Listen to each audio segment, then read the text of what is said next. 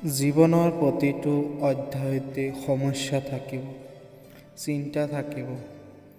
পৃথিৱীত এনেকুৱা মানুহ নাই যাৰ জীৱনত কোনো সমস্যা নাই। আমি প্ৰত্যেকেই নিজৰ নিজৰ যুঁজত অবিৰত ব্যস্ত। কিন্তু জীৱনৰ আটাইতকৈ ডাঙৰ সত্যটো হ'ল এই যুঁজবোৰে আমাক শক্তিশালী কৰি তোলে।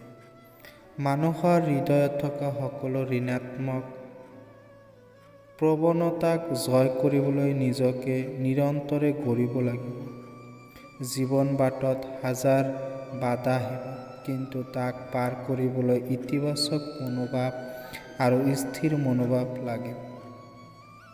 যিসকলে নিৰাশাত আশাৰ সন্ধান কৰে, যিয়ে নিজৰ দুৰ্বলতাক শক্তিলৈ ৰূপান্তৰিত কৰিব জানে, তেওঁ সকলে জীৱনৰ প্ৰতিটো প্ৰত্যাহ্বানৰ আৰু এই মানসিক শক্তি আৰু ইতিবাচকতা প্ৰকৃত সফলতাৰ পৰা আহে। সেয়ে যদি কেতিয়াবা এনে লাগে যেন জীৱনটো বৰ কঠিন, যদি এনে লাগে যেন চিন্তাৰ পাহাৰ গোট খাই আছে, মনত পেলাব, মই পাৰিম। মোৰ ভিতৰৰ শক্তি অদম্য।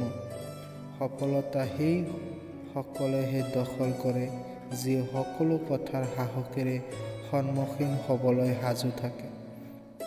আজি যুঁজ দিয়ক, কালিলৈ জয় লিখক। বিশ্বাসেৰে জীয়াই থাকা, সাহসেৰে আগবাঢ়ক।